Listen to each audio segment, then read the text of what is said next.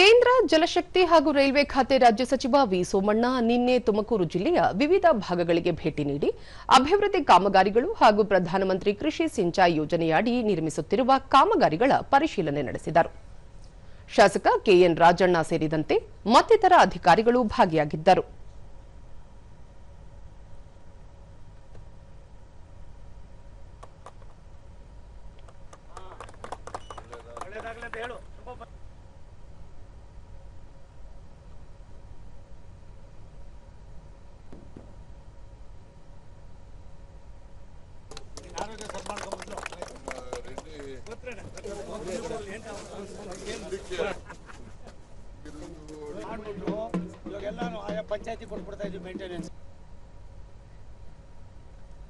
ಬಳಿಕ ಸೋಮಣ್ಣ ತುಮಕೂರು ಜಿಲ್ಲೆಗೆ 4 ಪಥದ ರೈಲ್ವೆ ಮಾರ್ಗಕ್ಕೆ ಪ್ರಸ್ತಾವವಿದ್ದು ಚರ್ಚೆಗಳು ನಡೆಯುತ್ತಿವೆ.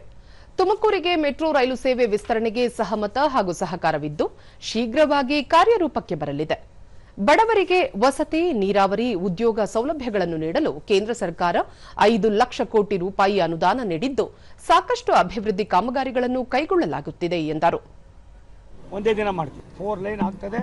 ಮೆಟ್ರೋನ ಮಾಡಬೇಕು ಅಂತ ನಮ್ಮ ಪರಮೇಶ್ವರ್ ಸಾಹೇಬರು ಕೂಡ ತುದಿಗಾಲ ಮೇಲೆ ನಿಂತಿದ್ದಾರೆ. ಅದಕ್ಕೂ ನಮ್ಮ ಸಹಕಾರ ಇದೆ. ಏನನ್ನ ನಮ್ಮದು ಸಹಕಾರ ಇದೆ. ಅಭಿವೃದ್ಧಿಯಲ್ಲಿ ಬೆಂಗಳೂರಿಗೆ ಏನಾದರೂ ಸಾಟಿಯಾಗಿ ಅದನ್ನು ಅಭಿವೃದ್ಧಿ ಪಡಿಸೋದಕ್ಕೆ ಅವಕಾಶ ಇರೋದು, ಅಭಿವೃದ್ಧಿ ಪಡಿಸೋ ಇದಿರೋದು ಒಂದೇ ಒಂದು ತುಮಕೂರು.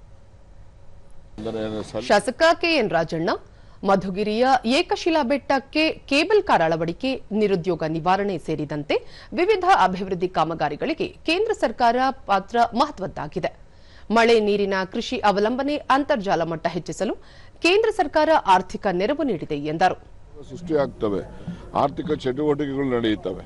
ಹೀಗಾಗಿ ಆ ಆರ್ಥಿಕ ಚಟುವಟಿಕೆ, ಉದ್ಯೋಗ ಸೃಷ್ಟಿ ಆ ದಿಸೆಯಲ್ಲಿ ಆದಷ್ಟು ಜಾಗ್ರತೆ ಅದನ್ನು ಮಾಡ್ತಕ್ಕಂಥದ್ದಕ್ಕೆ ಅವರು ಕೂಡ ಕಾರ್ಯೋನ್ಮುಖರಾಗಿದ್ದಾರೆ. ಅವರಿಗೆ ಅಭಿನಂದನೆ ಕೂಡ ಸಲ್ಲಿಸ್ತೇನೆ.